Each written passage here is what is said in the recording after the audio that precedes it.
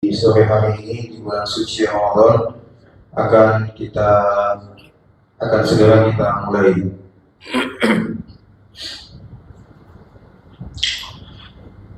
Bismillahirrahmanirrahim.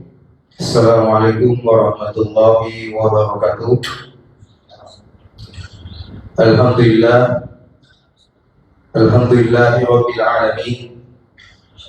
Wassalatu wassalamu ala Rasulillah wa ala alihi wa ashabihi ajma'in, amma ba'd. Puji syukur kehadirat Allah Subhanahu wa taala atas berbagai nikmat serta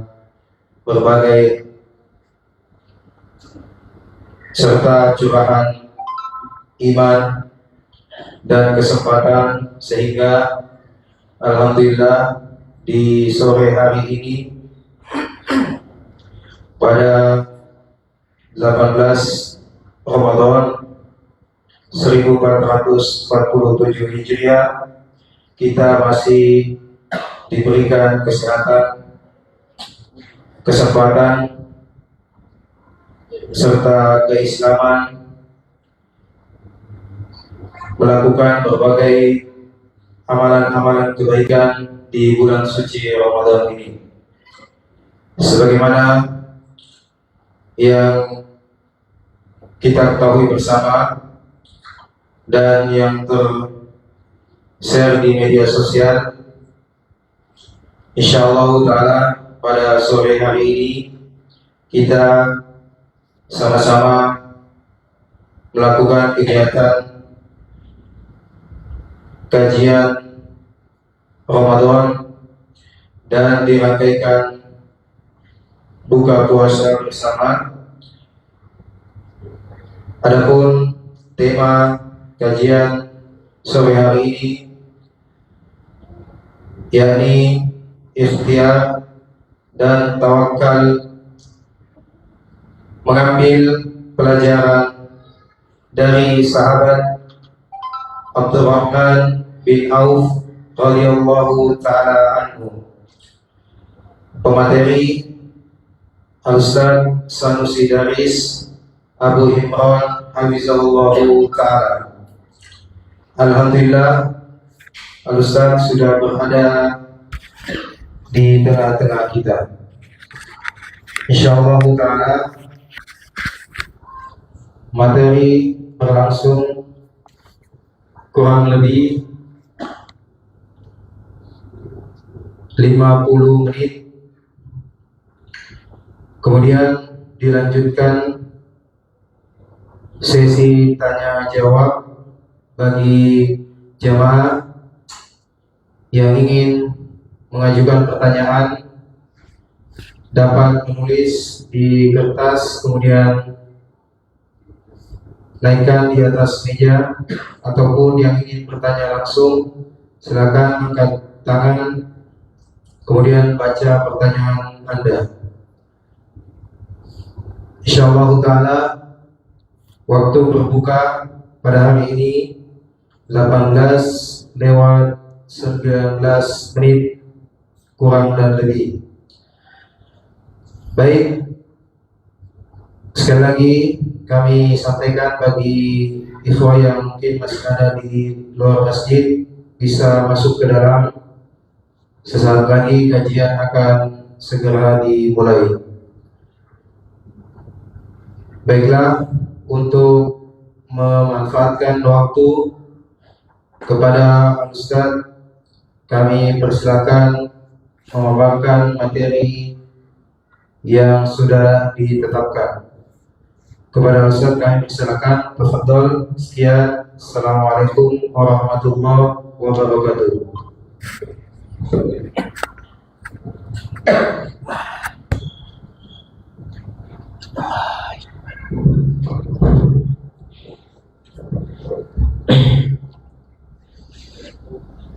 Bismillahirrahmanirrahim. Assalamualaikum warahmatullahi wabarakatuh. Alhamdulillah hamdan katsiran thayyiban mubarakan fi kama yuhibbu rabbuna wa yarda. Asyhadu an la ilaha illallah iqraran bihi wa tauhidan wa asyhadu anna Muhammadan abduhu wa rasuluh. Ya ayyuhalladzina amanu taqullaha haqqa tuqatih wa la tamutunna illa wa antum muslimun. Amma ba'd. Kaum muslimin wal muslimat, hamba-hamba Allah yang semoga dirahmati dan diberkati oleh Allah Subhanahu wa taala. Di bulan yang penuh berkah ini, kita senantiasa berdoa dan mengharap, meminta kepada Allah segala apa yang kita lakukan dari perbuatan-perbuatan baik, mudah-mudahan sebagai penghapusan dari dosa-dosa kita, mempermudah hisab kita, memperberat amalan timbangan kebaikan kita. Hamba-hamba Allah yang semoga dirahmati dan diberkati oleh Allah. Allah Subhanahu wa taala menyebutkan dalam surah At-Talaq, surat At-Talaq ayat 2 dan 3, sebuah prinsip hidup bagi orang-orang yang mencari rezeki Allah Subhanahu wa taala di muka bumi ini. Surah At-Talaq ayat 2 sampai 3. Kata sahabat Abu Dzar Al-Ghifari radhiyallahu taala anhu, dia berkata, "Lau anna an-nasa kullahum akhadu biha." Seandainya manusia mengamalkan seluruh isi yang terkandung dalam surah At-Talaq ayat 2 sampai 3, dia amalkan betul isinya, hanya 2 ayat saja. Kata sahabat Abu Dzar Al-Ghifari, maka Allah akan mencukupi dunianya dan agamanya. Dicukupkan dunia, rezekimu ditanggung oleh Allah selama engkau mengamalkan 2 ayat dalam surah At-Talaq ayat 2 sampai 3. Ingat-ingat ini, khususnya kita sebagai suami yang punya tanggung jawab berkaitan dengan masalah mencari nafkah. Selalu diingat-ingat ini, surah At-Talaq ayat 2 sampai 3. Karena kalau kita mengamalkan kandungan dalam ayat ini, dijamin Allah akan cukupkan dunia. Ayatnya berbunyi,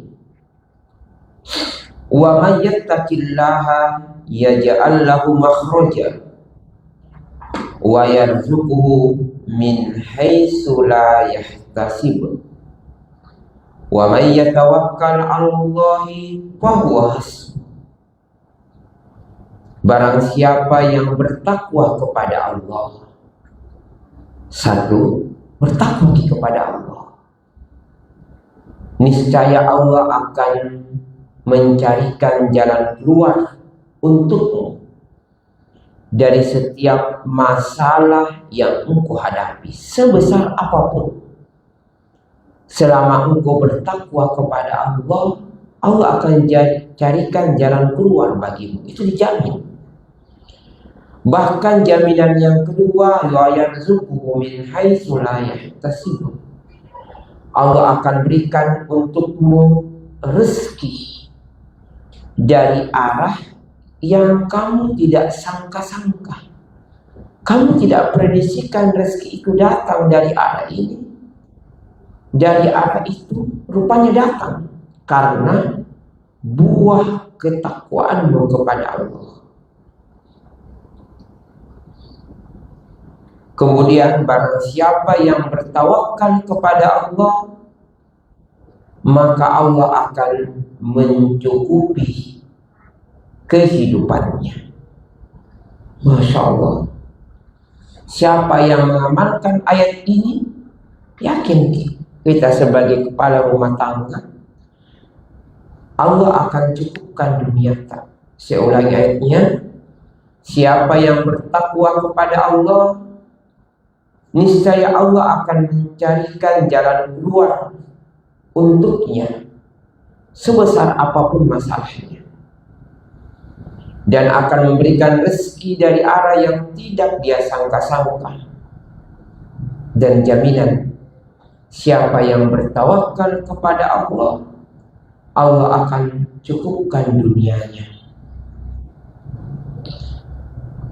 Bapak-bapak dan ibu-ibu yang semoga dirahmati dan diberkati oleh Allah Subhanahu wa ta'ala. Ingat, bagaimanapun besarnya masalah yang kau hadapi sebesar apapun dalam kehidupanmu, ingat, selalu jadikan sholat dan kesabaran sebagai penolong. Jangan jadikan manusia, jadikan sholat dan sabar sebagai penolong, karena itu sifatnya orang yang bertakwa kepada Allah. Ketika engkau menghadapi masalah apa saja, pergi berwudu, sholat 2 rakaat, angkat tangan, berdoa kepada Allah Subhanahu wa ta'ala. Yang paling penting itu dalam doa, kata ulama, perbanyak dalam doa pengagungan, pembesaran kepada Allah, dan perbanyak permintaan ampun. Ini yang biasa banyak orang salah dalam berdoa, terkhusus ketika dia menghadapi berbagai macam masalah dalam hidupnya. Doanya itu semuanya berisi permintaan, dari awal sampai akhir semua permintaan, kosong dari pengagungan. Bagaimana mau dikabulkan? Kosong dari permintaan ampun, bagaimana mau cepat dikabulkan? Dari awal dia mengangkat tangannya sampai terakhir, itu semua permintaan untuk dirinya, tidak ada pengagungan. Padahal ingat itu, kalau kita berdoa kepada Allah, usahakan jauh lebih banyak pengagungan kepada Allah, permintaan ampun kepada Allah dibanding permintaan kita. Itu rumusnya. Itu rumus dalam berdoa. Kita dari awal, ya Allah, harta, uang yang banyak. Kalau banyak, ya Allah, mau beli mobil, mau beli rumah, mau istriku, amin ya Allah, kabulkan. Mana pengagungannya? Mana pembesaran kepada Allah? Mana permintaan ampun? Mana? Padahal dalam doa itu, ingat, lebih banyak pengagungan kepada Allah, pembesaran kepada Allah, dan banyak-banyak meminta ampun kepada Allah. Diawali dengan pengagungan, ditutup juga dengan pengagungan dalam doa itu. Diawali dengan minta ampun, ditutup juga dengan minta ampun. Permintaan itu dibatasi. Lebih banyak pengampunan, karena Allah itu Maha tahu siapa yang kau menginginkan. Allah Maha Alim Salim. Ini yang pertama, bentuk dari bertakwa kepada Allah ketika engkau menghadapi masalah, sholat dan bersabar. Yang kedua, dari bentuk bertakwa kepada Allah ketika engkau menghadapi masalah, terkhusus berkaitan dengan keterbatasan rezeki, kekurangan rezeki. kebutuhan yang besar. Bentuk bertakwa kepada Allah itu, ingat semangat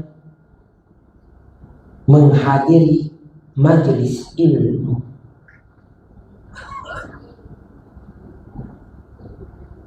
Menghadiri majelis ilmu adalah bentuk bertakwa kepada Allah dari berbagai macam ujian dan cobaan dalam hidup, terkhusus berkaitan dengan kekurangan rezeki. Catat, ingat, dengan kita menghadiri majelis ilmu,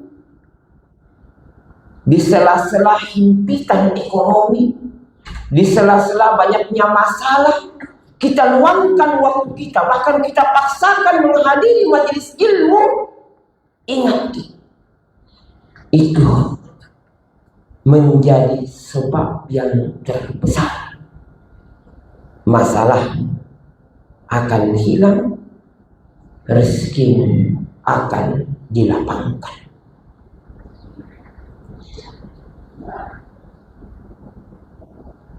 Seseorang itu telah dijamin, wa may yatawakkal 'ala Allah fa huwa hasbuh. Ini dijamin. Siapa yang menyandarkan hanya kepada Allah, terkhusus berkaitan dengan rezekinya, dia menyandarkan kepada Allah berkaitan dengan rezekinya, dijamin fa huwa hasbuh, maka Allah akan cukupkan dia. Dan termasuk dari bentuk menyandarkan rezeki kepada Allah berkaitan dengan rezekinya adalah dengan meluangkan waktunya untuk menghadiri majelis ilmu.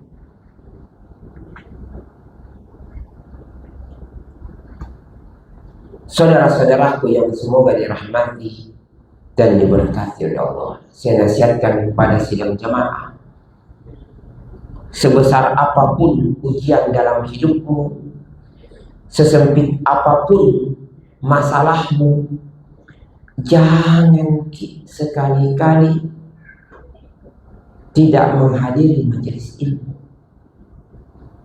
Karena majelis ilmu itu sebab yang terbesar, Allah akan memberikan jalan keluar dari berbagai macam masalah.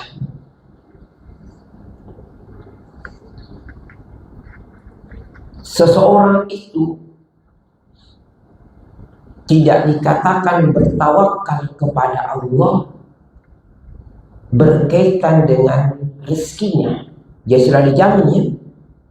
Wa may yatawakkal 'ala Allah fa huwa hasbuh, dijamin. Siapa yang bertawakal kepada Allah, Allah akan cukupkan rezekinya, dicukupkan. Seorang itu dikatakan bertawakal kepada Allah terkhusus berkaitan dengan rezeki apabila dia melakukan dua hal. Dalam dirinya wajib ada dua hal, tidak boleh satu, harus dua, baru dia dikatakan bertawakal kepada Allah berkaitan dengan rezeki dan akan dicukupkan rezekinya. Harus dia lakukan dua hal, wajib ada dalam dirinya dua hal. Yang pertama, dia harus menyandarkan sepenuhnya, bukan 90%, 95%, 98%, 99%, 100%, semuanya disandarkan kepada Allah sepenuhnya berkaitan dengan masalah rezekinya. Sepenuhnya bukan kepada dirinya, bukan kepada kehebatannya, seluruhnya dia sandarkan hanya kepada Allah Subhanahu wa Ta'ala. Ini yang pertama. Secara penuh bahwa Allah itu Maha Pemberi rezeki. Itu harus dia yakini. Allah Maha Pemberi rezeki. Yang kedua, dia harus meyakini bahwa rezekinya itu telah dijamin, ditanggung. Langit dan bumi, rezeki Allah itu luas dan tidak akan habis.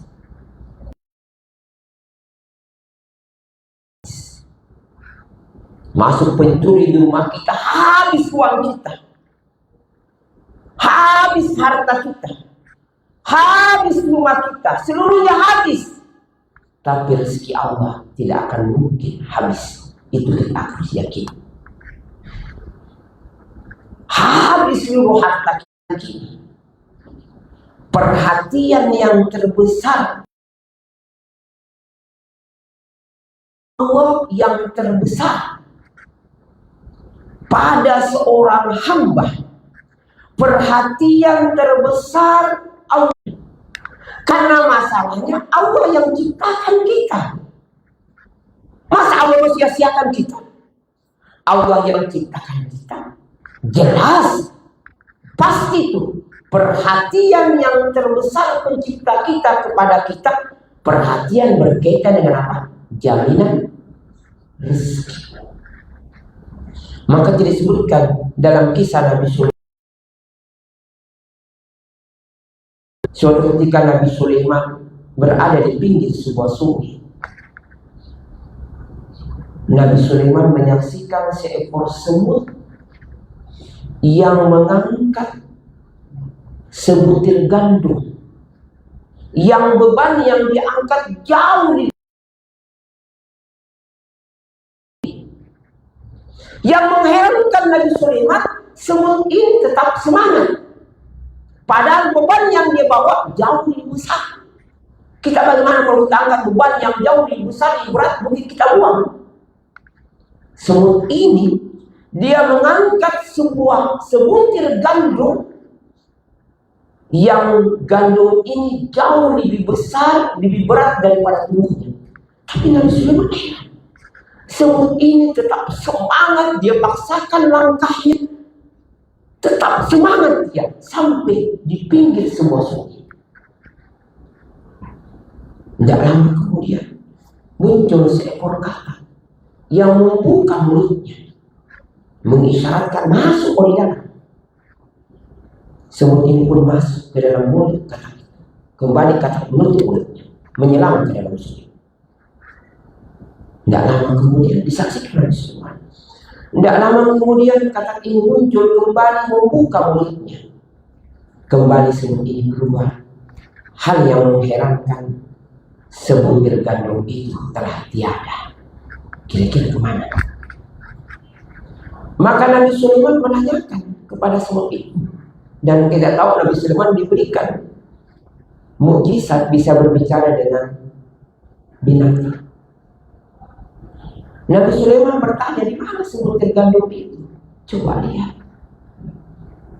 Semut ini berkata, sungguhnya Tuhanku Allah memerintahkan kepadaku,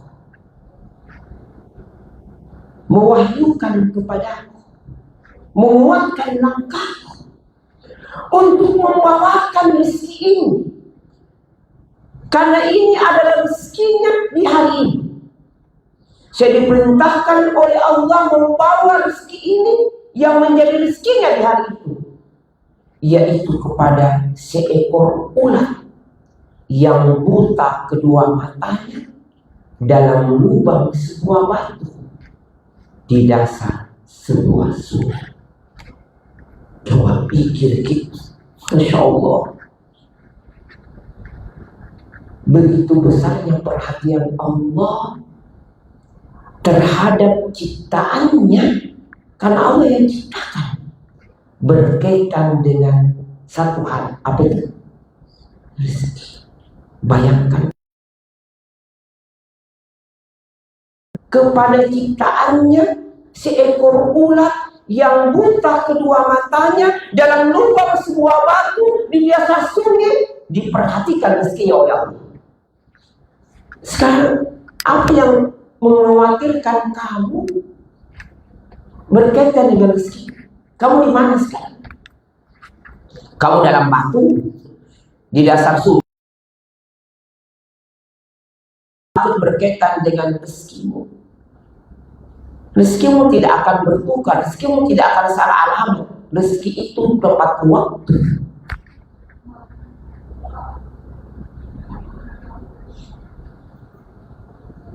Tepat waktu rezeki.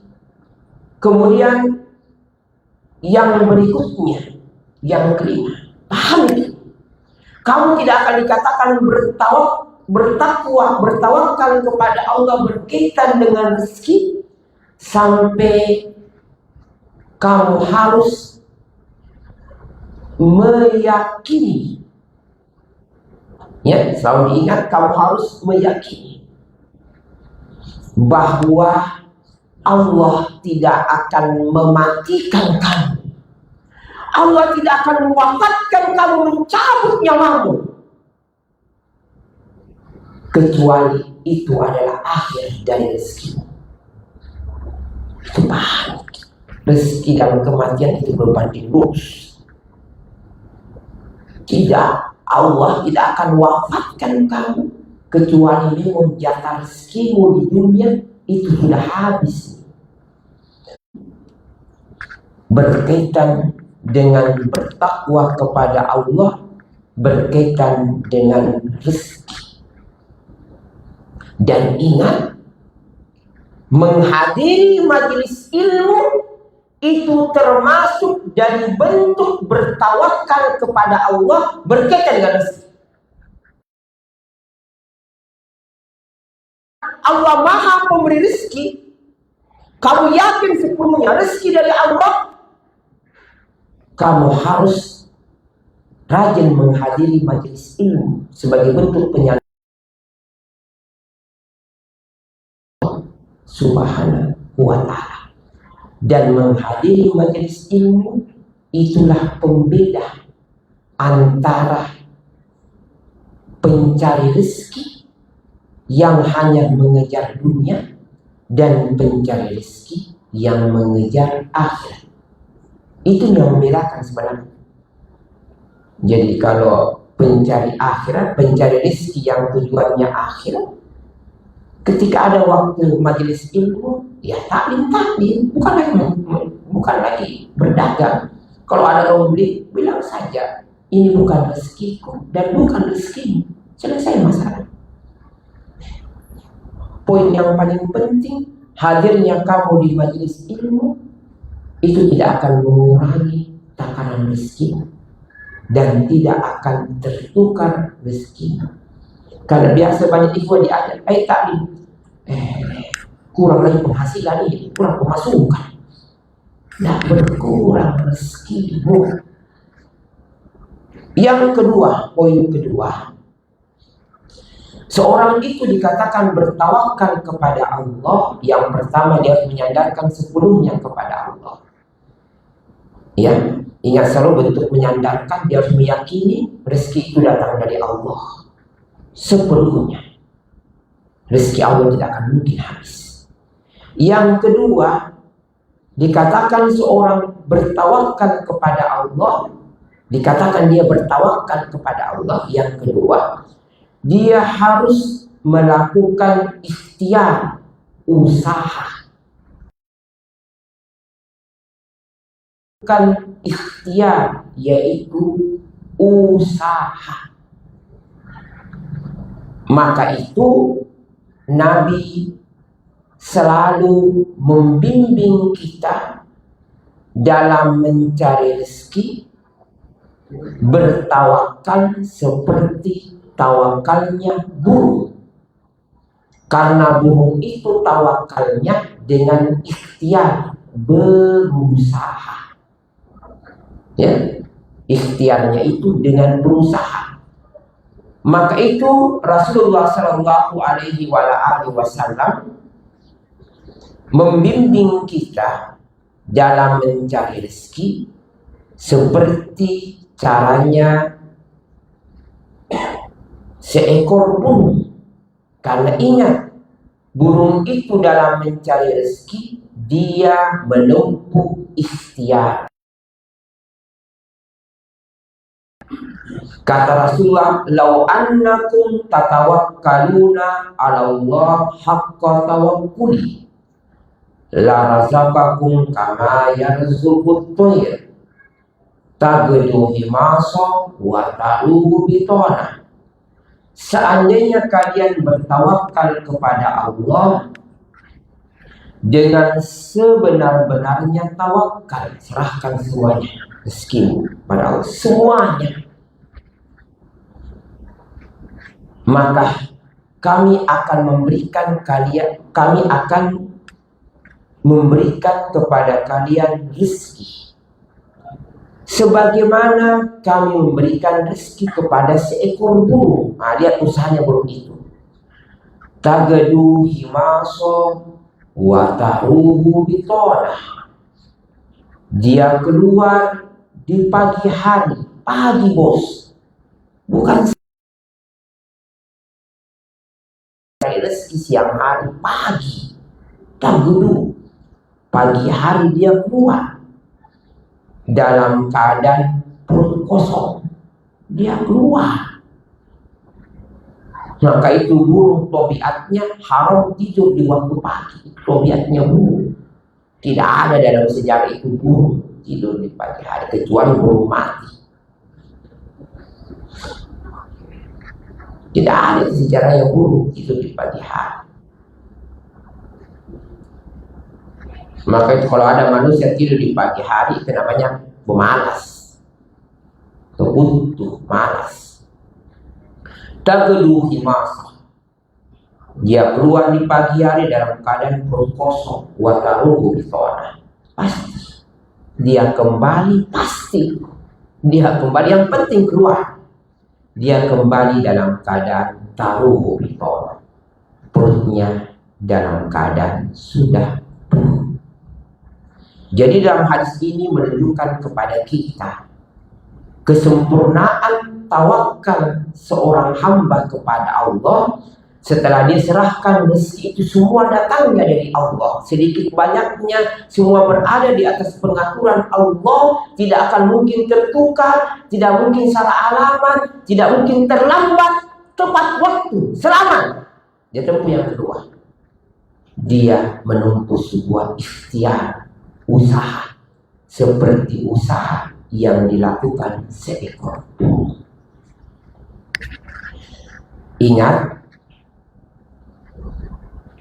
malas itu bukan ikhtiar. Malas bekerja itu bukan bentuk dari bentuk ikhtiar. Malas, apalagi menghayal. Malas itu bukan bentuk dari tawakal, apalagi menghayal. Semua orang itu bisa sukses dan berhasil dalam masalah rezeki. Seorang itu semua bisa kaya. Tidak ada yang tidak bisa kaya kecuali orang malas, apalagi orang menghayal. Ustaz, iya bisa bisa bantu kak? Iya, mau kak cicil motor? Ustaz, motor apa? NMAX. Apa kerja kak? Menghayal. Boleh. Zaman buku mau dikirkan motor buat pekerjaan menghayal.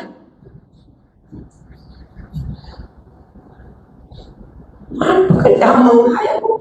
Menghayal, malas, mustahil, tidak mungkin.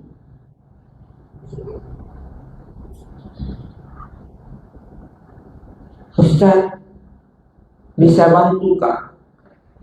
Lamarkan Kak, itu ada akhwat dokter kaya, bisa bantu Ustaz, lamar.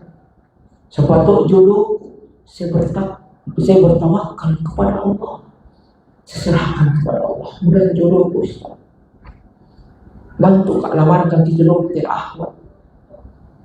Apa kerjaan? Tidak ada. Menghayal ini. Apa yang padanya? Tidak ada. Saya yakin pasti ditolak. Itu pasti. Karena menghayal. Tidak. Seorang itu akan mendapatkan rezeki itu dengan ikhtiar, yaitu berusaha. Selalu ingat, malas apalagi menghayal bukan bentuk ikhtiar datangnya rezeki. Coba bayangkan itu sakitnya hatinya seorang istri yang dia dapati suami yang rajin taklim, jidatnya hitam, suka puasa Senin Kamis, sholat tahajud. Ketika istrinya sampaikan, Kak, enggak ada yang beras kok, keluar kalau mau cari-cari uang, enggak ada yang beras ini. Enggak mau makan. Itu juga tokeng listrik bunyi-bunyi. 3 bulan anak belum bayar sekolah, keluar yang kerja. Dia berkata, dunia ini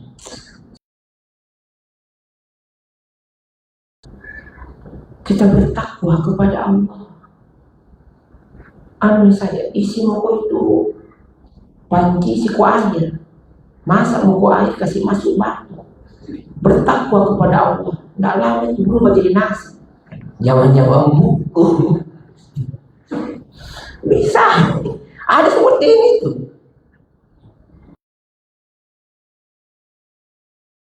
Yang penting kita berdoa, bertawakal kepada Allah. Tidak lama itu bahat berubah jadi.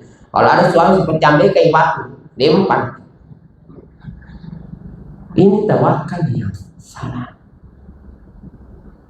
Menghayal, apalagi sifat malas dalam bekerja, malas dalam mencari rezeki, itu bukan bentuk tawakal. Kalau malas orang jelek itu malas. Dan dalam sebuah kondisi kaya di rumah mertua itu namanya istirahat. Biar kalau mau tidur siang, kutu. Biar kita mau istirahat, pasti dibilang malas. Yang mertuamu, kalau miskin kok.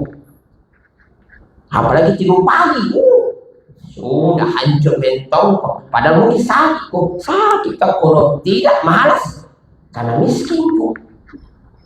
Tapi kalau kau kaya, banyak uangmu, biar kau tidur pagi terus tidur kok pas dong. Oh istirahat kau. Tidur siang lagi. Oh istirahat kau. Tidur siang istirahat kau. Tidur malam istirahat kau. Tapi coba kau miskin kok.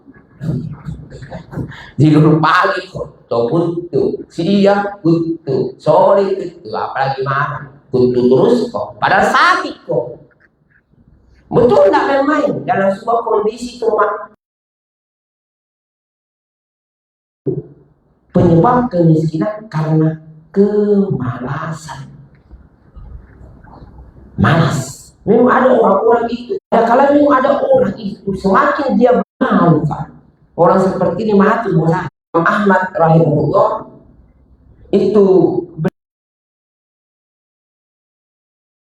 ya orang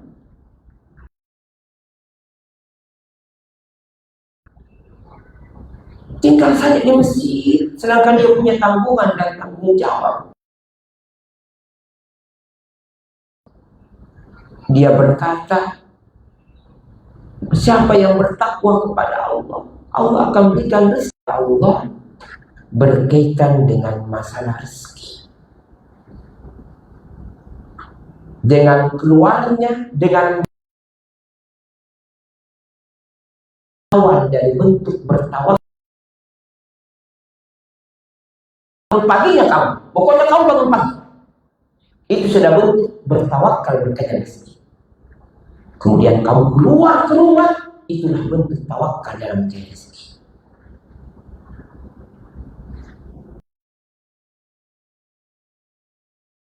Kisah Abdurrahman bin Auf. Beliau ini adalah sahabat yang paling mengamalkan firman Allah surah At-Talaq ayat 3 sampai 4. Kata ulama ini dalam bilang, siapa yang bertawakal kepada Allah, Allah akan berikan rezeki dari arah yang tidak disangka-sangka. Allah akan mencukupkan kehidupannya. Coba lihat Abdurrahman bin Auf. Semoga Allah meridhoinya. Seorang sahabat yang tidak bisa miskin. Walaupun dia mau miskin tidak bisa. Orang kaya yang tidak bisa miskin. Orang kaya yang tidak bisa habis hartanya. Tidak bisa habis hartanya. Bayangkan menjelang dia meninggal, semua dia sudah bagi hartanya. Dia bagi. Karena banyaknya hartanya itu, dia punya 4 istri. Setiap istri itu dapat hartanya Abdurrahman bin Auf 350 kilogram emas. Bukan 350 gram, kilogram emas. Kilo. Maka harta itu tidak akan pernah. Harta itu bagaimanapun berkait, dia akan habis. Maka itu kata para ulama, kita itu dalam mencari rezeki, cari berkah. Jangan cari banyak. Kenapa? Karena kalau kita cari berkah, tidak akan habis. Ya, itulah manfaatnya. Abdurrahman bin Auf ini, ya, ketika dia hijrah ke Madinah, dia tidak ada harta yang dia bawa sehelai pakaian yang menempel di tubuhnya. Seluruh hartanya itu dia tinggal di Mekah sebagai syarat diizinkan hijrah ke Madinah. Dia di Mekah, di Madinah nol, tidak ada harta yang dibawa. Tapi kenapa bisa ya? Ketika dia meninggal, setelah dibahas, setiap isinya 350 kilogram emas. Padahal dia mulai dari nol. Padahal dia mulai ini berusaha, disebutkan itu hanya sekitar, ya, jadi disebutkan itu dia 10 tahun, kan dia umurnya itu Abdurrahman bin Auf, dia sekitar beda umurnya dengan Nabi 10 tahun. Ya, Nabi lebih tua 10 tahun dari Abdurrahman bin Auf. Dan dia masih hidup setelah Nabi meninggal kurang lebih 10 tahun juga. Dia masih hidup 10 tahun kurang lebih. Ya, coba perhatikan. Berarti Nabi kan di Madinah 10, hanya waktu 20 tahun kurang lebih. Dia merintis dari awal. Hartanya tidak bisa. Kakinya di Madinah dalam keadaan nol. Kata para ulama, siapa yang ingin sukses dalam berdagang, pelajari kisahnya Abdurrahman bin Auf. Pelajari. Pokoknya ulang-ulang ini kisahnya, kamu akan sukses. Dijamin sukses. dalam berdagang, dalam berusaha. Kita baca kisahnya. Jadi ketika Abdurrahman bin Auf tiba di Madinah dalam keadaan nol, baru kita tahu ya, di Madinah itu satu beda dengan Mekah. Kalau di Mekah banyak pasar, enak berdagang. Kalau di Mekah pasarnya luas, besar, banyak. Kalau di sedikit pasar dan pasarnya kecil, ditambah lagi pasar itu dikuasai oleh orang-orang Yahudi. Maka itu wajar. Penduduk Madinah itu mereka penghasilan terbesarnya bukan sarana berdagang kurang di Madinah, beda dengan Mekah. Coba bayangkan Abdurrahman dalam keadaan situasi kota Madinah yang namanya perekonomian berkaitan dengan perdagangan itu minim, sedikit, dikuasai lagi oleh orang Yahudi. Ini kan ujian terberat ya, ujian terberat betul ini ya, ujian terberat ini. Kita datang di sebuah tempat yang tempat minim ya, minim untuk mencari rezeki di situ, kurang dari profesi kita. Abdurrahman bin Auf kan berdagang, dia tiba di Madinah di tempat yang untuk berdagang itu sedikit kemungkinan, itu diperhatikan, sedikit kemungkinan bisa berhasil. Tapi kenapa bisa berhasil? Apa maksudnya nih? Kenapa Abdurrahman bisa berhasil di tempat yang minim orang berdagang? Yang pertama, lihat tawakalnya Abdurrahman bin Auf. Betul-betul Abdurrahman orang yang paling menerapkan firman Allah dalam surat At-Talaq. Siapa yang bertawakal kepada Allah, Allah akan cukupkan kehidupannya. Sudah.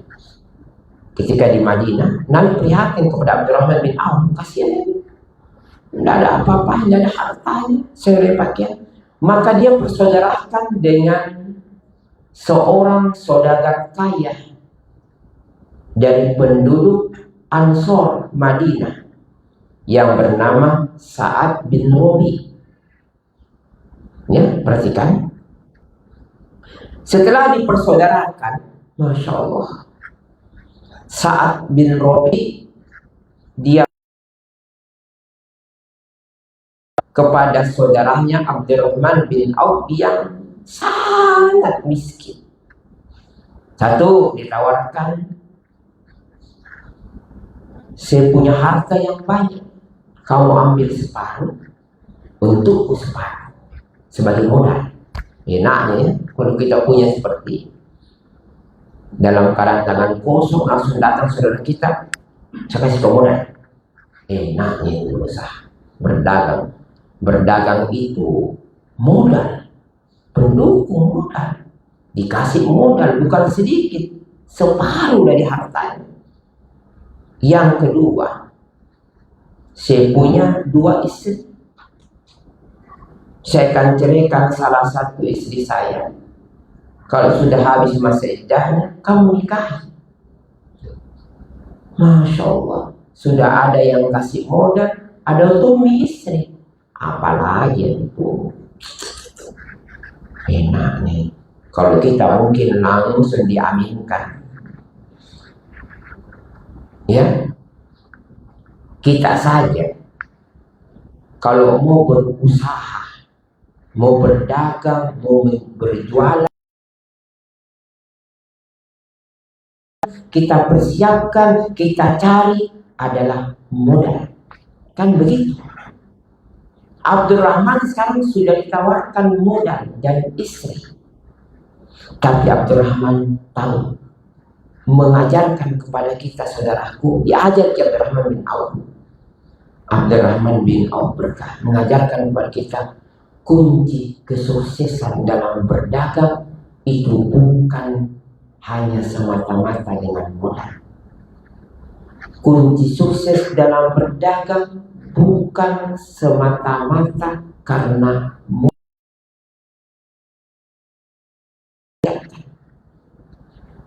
tapi modal awal dalam kesuksesan dalam berdagang adalah kemauan. Coba tanya begitu orang-orang pengusaha-pengusaha, rata-rata pengusaha-pengusaha sukses itu mereka sukses karena adanya kemauan, bukan semata-mata karena modal. Maka itu alasan mati, tidak benar itu. Kalau ada suami tidak mau kerja, tidak mau pergi cari uang dengan alasan tidak ada modal, itu alasan mati, tidak benar. Malas bekerja, tidak mau bekerja dengan alasan tidak ada modal. Tidak ada modal, Ustaz. Bagaimana mau berusaha, tidak ada modal. Ingat Ki Abdurrahman bin Auf mengajarkan kepada kita, ingat Ki, dalam mencari rezeki setelah kita bertawakal kepada Allah, modal usaha itu bukan faktor utama dalam mencari rezeki. Paham?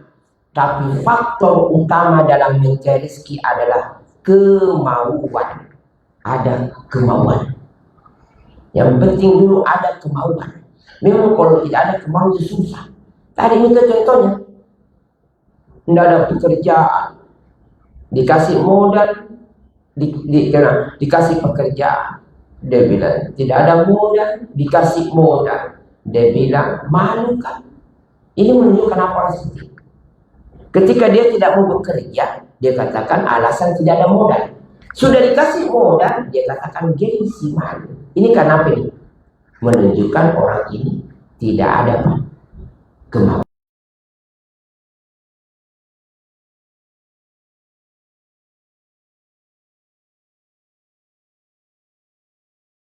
Karena tidak adanya kemauan, bukan karena tidak adanya modal. Ini Abdurrahman bin Auf mengajarkan, ya. Saya ulangi lagi, kegagalan dalam mencari rezeki itu bukan karena tidak adanya modal, tapi karena tidak adanya kemauan dan keinginan. Lihat Abdurrahman. Abdurrahman berkata, barakallahu laka fi ahli wa mali, walakin dullani ala su. Semoga Allah memberikan berkah untukmu pada keluargamu dan hartamu. Artinya Abdurrahman mengajarkan kita tidak butuh modal. Man dullani ala su, tunjukkan saya di mana ada pasar di sini di kota Madinah, di mana ada pasar. Itu mau saya tunjukkan saya. Abdurrahman bin Auf, kata para ulama, kalimat Abdurrahman bin Auf, tunjukkan saya di mana ada pasar, ini menunjukkan salah satu kunci sukses seseorang dalam berdagang adalah kecerdasan. Itu juga mendukung. Cerdas, pintar. Dia bisa membaca peluang. Bukan hanya didukung dengan sekedar kemauan, ya kemauan. Semua orang berdagang. Abdurrahman bin Auf tidak berkata di mana ada padang. Itu orang bodoh kalau ditanya di mana ada padang pasir, karena di mana mau menjual orang kalau di padang pasir. Menunjukkan karena cerdasnya, mau berdagang, mau berusaha, ingat Ki, belajar Ki. Berdagang itu juga dipelajari. Dipelajari itu berguru Ki. Walaupun kepada orang kafir berguru ilmu berdagang. Apalagi sekarang ini kita berada di zaman-zaman teknologi, bukan di zaman batu, bukan di zaman-zaman dulu. Maka itu kalau ada pedagang mau sukses di zaman sekarang, mau berhasil, tapi tidak ada HP, menghayal mau kaya. Kamu tinggal di sama batu, ya, biar kau berteriak, tidak sampai suaramu. Sekarang teknologi, pelajari teknologi, pelajari bagaimana cara berdagang, bagaimana cara ini, bagaimana cara ini. Karena Abdurrahman bin Auf mengajarkan kepada kita, tunjukkan kepadaku di mana ada pasar. Artinya pelajari ilmu. Ikhwah, kalau mau berdagang, jangan hanya bermodal kemauan, harus ada ilmu dipelajari. Ada kalian ikhwah suka berkeluh kesah, mengeluh, Ustaz, kosong dompet, kosong kantong, kosong ATM, kosong semuanya. Pulang dari rumah pasti dimarahi, diomeli dengan risiko, nggak pernah dapat penghasilan. Padahal saya telah bertawakal kepada Allah, tapi terus tidak ada pemasukan, pengeluaran terus. Padahal saya tidak ada yang saya dapat. Saya sudah kemauan mau bekerja, saya bertawakal kepada Allah, saya berdoa. Tapi ketika kurang pasti nol, dompet kosong, kantong kosong. Siapa yang mau singgah? Istilah mau geser kalau jalan tol, tidak mungkin. Itu yang namanya jangan hanya bermodalkan, bertawakal kepada. Tunjukkan saya. Maka itu sebuah kondisi kemiskinan itu tercela. Kemiskinan itu tercela. Rakyat itu bekerja, giat. Ada kalanya ibadah-ibadah yang besar itu dibutuhkan harta yang besar, yang tidak bisa dilakukan kecuali umroh, zakat. Kamu harus raih ini, dan kamu tidak bisa raih ini kecuali dengan semangat dalam mencari rezeki. Yang penting antum ingat saja dua hal: sandarkan kepada Allah, sepenuhnya rezeki dari Allah, dan lakukan ikhtiar, usaha. Usaha itu selalu dipelajari dari perjalanan hidup Abdurrahman bin Auf. Satu, ada kemauan. Dua, ada kecerdasan, mencari peluang. Di mana ada peluang, di situ ada uang.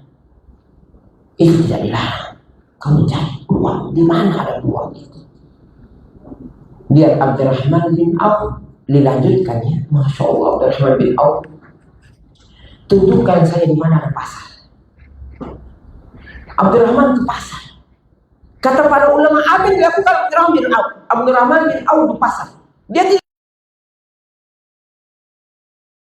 Bagaimana caranya mau berdagang di pasar? Pintar saudara bin Auf. Dia tawarkan para penjual. Bagaimana? Kalau saya jual barang, ini Abdurrahman, saya jual barang, nanti kita bagi hasil.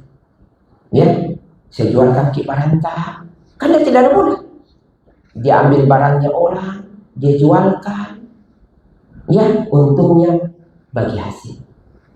Itu namanya cerdas, bukan menghayal. Di pasar menghayal saja. Ya, Abdurrahman dicari orang yang punya barang, ditawarkan. Kata ulama, mau tidak saya jualkan kaki baranta? Saya tidak ada modal, saya jualkan baranta, keuntungan kita bagi dua. Masya Allah. Satu hari saja Abdurrahman jual seperti ini, mudharabah, bagi hasil. Dia jualkan barangnya orang, bagi keuntungan. Dia sudah bisa mendapatkan emas sebesar biji kurma. Emas sebesar biji kurma dalam sehari. Padahal tidak ada modal. Karena ini ada kemauan, kecerdasan. Yang mau berdagang itu butuh kecerdasan. Harus cerdas orang, dipelajari. ilmu bisnis itu dipelajari, ya, dipelajari. Jangan apa namanya hanya ada kemauan. Yang ketiga, lihat Abdurrahman bin Auf, jadi perhatikan. Yang pertama ada kemauan.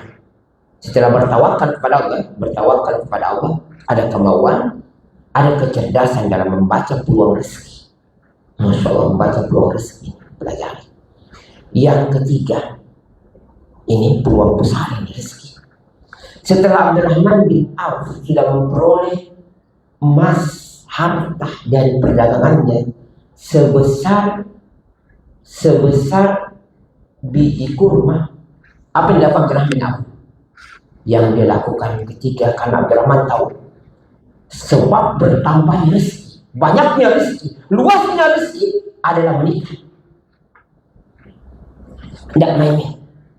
Abdurrahman setelah punya modal sebutir emas sebesar biji kurma, modal ini dia bukan jadikan modal berdagang, tapi dia jadikan modal untuk menikah. Kata ulama, Abdurrahman tahu kita berusaha, ada kemauan, sudah cerdas, ini luas, ini rezeki. Istrinya beda dengan orang yang luas, istrinya beda.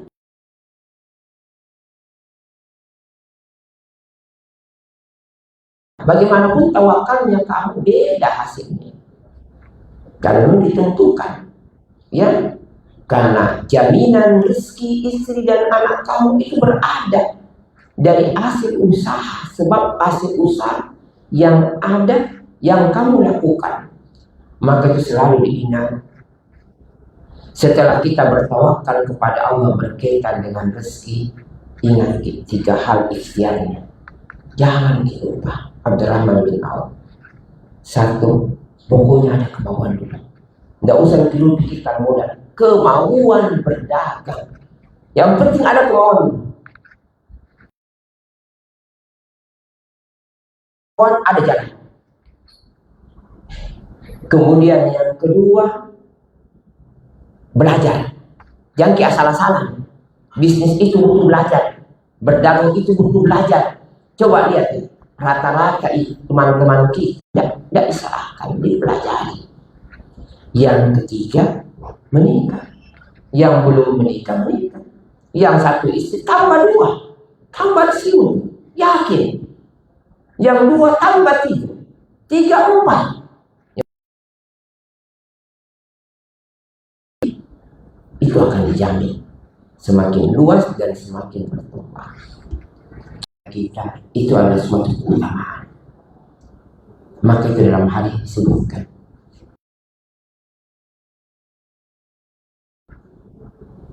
melihat seorang hamba, Allah lihat hamba ini diberikan rezeki yang luas oleh Allah, dipermudah rezekinya sebanyak-banyaknya, sampai jauh.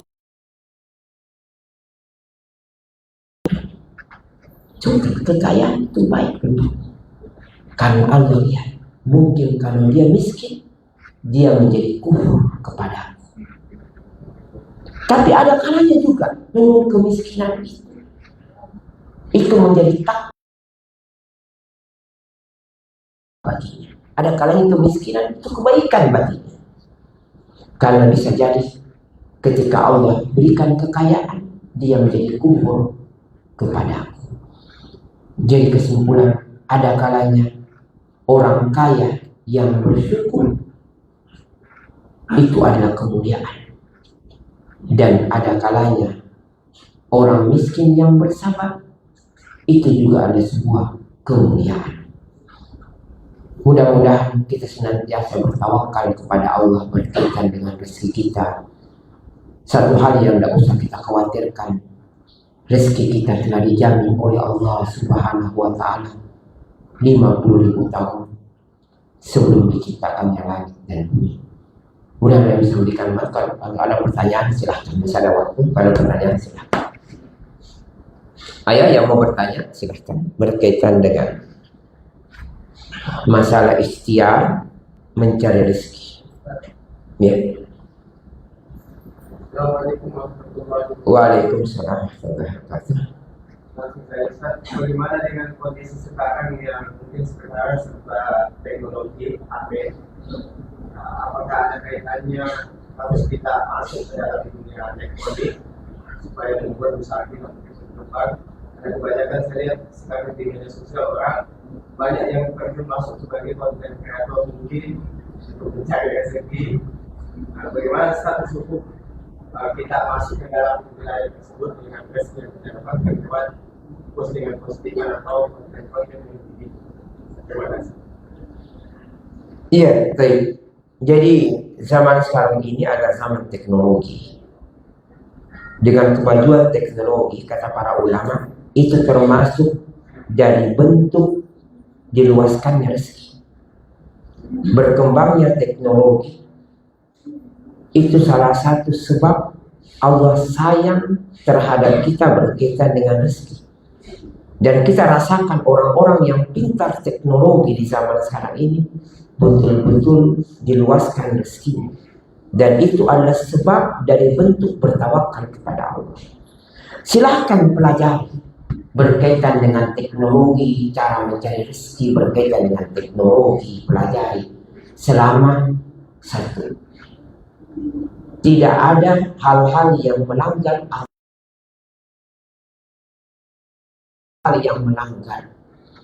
Tidak ada yang kita lihat dan kita ketahui itu melanggar dalam aturan agama. Tidak ada kebohongan, tidak ada kedustaan, tidak ada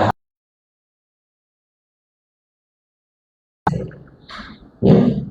Sebab-sebab yang terbesar sekarang cara mencari rezeki itu ditempuh bagi orang-orang yang pintar teknologi, ya, kemajuan teknologi. Tapi ingat, poin penting, semakin canggihnya teknologi itu bukan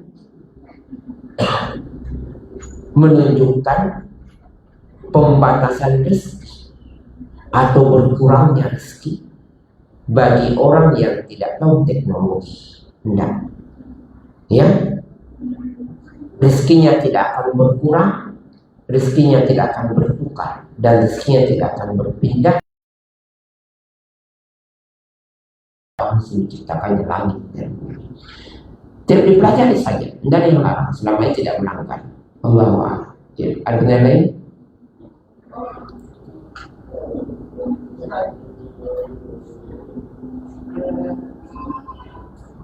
Mana yang kita haruskan rangkai yang bersyukur atau miskin yang bersabar? Kalau antum pilih yang mana? Kira-kira itu pilih yang mana? Antum mau jadi orang kaya yang bersyukur, atau antum mau pilih jadi orang miskin yang bersabar? Setiap orang itu beda-beda. Tergantung antum mau pilih yang mana. Kalau memang antum mau pilih orang miskin yang bersabar, tapi ingat, sabar itu susah, ya. Bersabar itu berat. Kalau yang paling hebat itu, kalau mampu antum dari orang miskin yang bersabar menjadi orang kaya yang bersyukur, itu bagus. Atau dari orang kaya yang bersyukur tiba-tiba jadi miskin bersabar, itu bagus. Itu lebih bagus kalau mampu, ya. Jangan mau miskin terus bersabar, sekali-sekali lah, gaskan nih, pokoknya kerja supaya bisa menjadi orang kaya yang bersabar, orang kaya yang bersyukur. Karena ada kalanya kekayaan itu betul-betul ibadah-ibadah yang tidak bisa dilakukan kecuali orang-orang khusus. Itulah manfaatnya, ya, di antaranya. Dan yakinlah, selama engkau menyandarkan rezeki itu adalah ketentuan Allah, yang penting kamu ada ikhtiar, insya Allah akan luaskan rezeki. Ya, Allah akan luaskan rezeki. Wallahu a'lam. Tidak ada yang lain. Intinya perbanyak istri.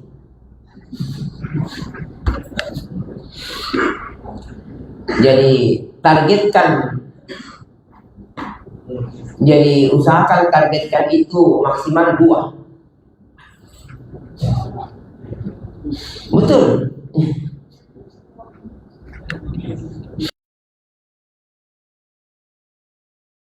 rezeki. Ya kalau mau begitu-begitu saja ya, enggak usah. Kalau saya mau berikan rumus, ya itu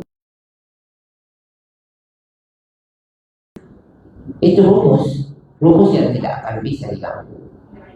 Ya, orang malas itu akan menjadi kaya kalau dua istri. Ya, iya, itu target. Tapi yang penting intinya bertanggung jawab. Ya, dalam pertanyaan lain.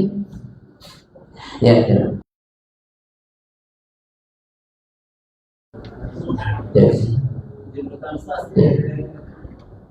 Saya punya uang besar sama nggak tahu apakah saya wajib membayar zakatnya atau sepupu yang membayar zakatnya karena dia menggunakan uang saya. Itu dalam bentuk utang, kita kasih utang itu uang. Dia minta bantuan semacam modal begitu. Oh. Iya, berarti utang. Kalau kita meyakini orang itu mampu membayarnya, mengembalikannya, nanti apa namanya itu utang. Jadi utang itu kena zakat, ya utang itu kena zakat. Uang kita di orang kena zakat. Anggaplah kita kasih utang orang 20 juta ya. Contohnya, kita orang 20 juta uang itu.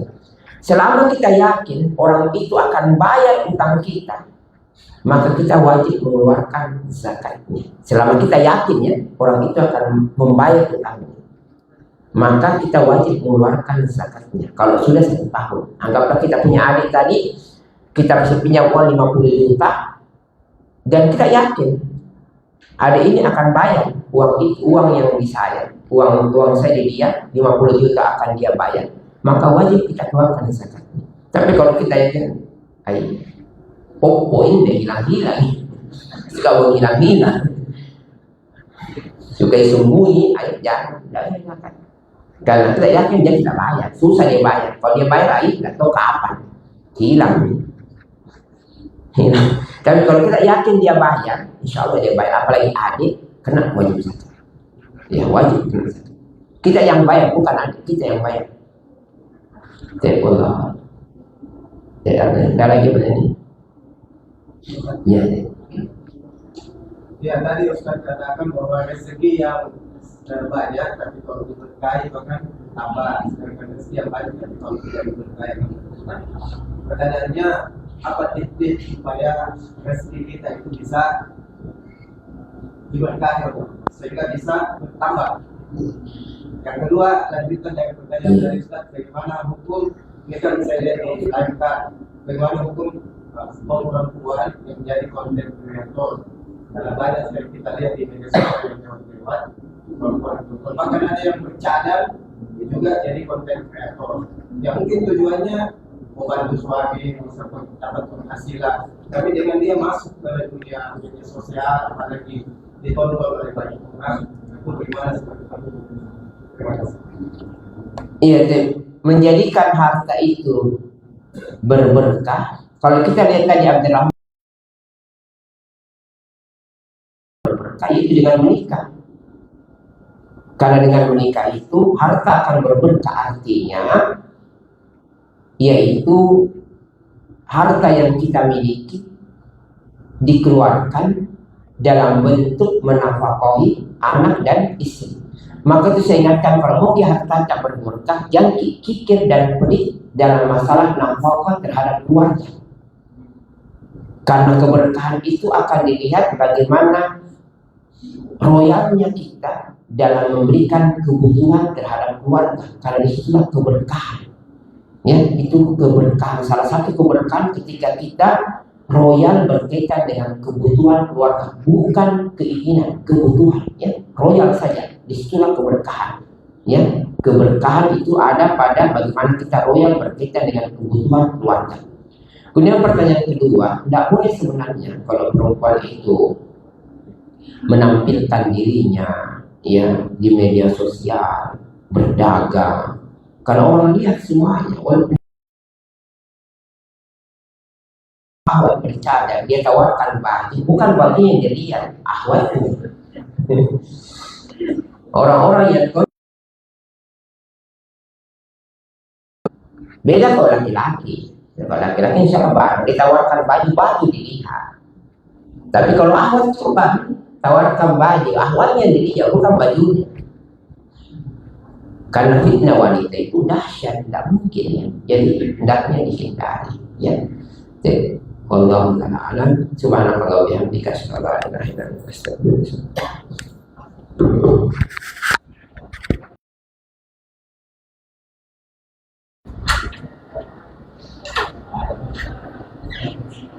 ilaik. Iya.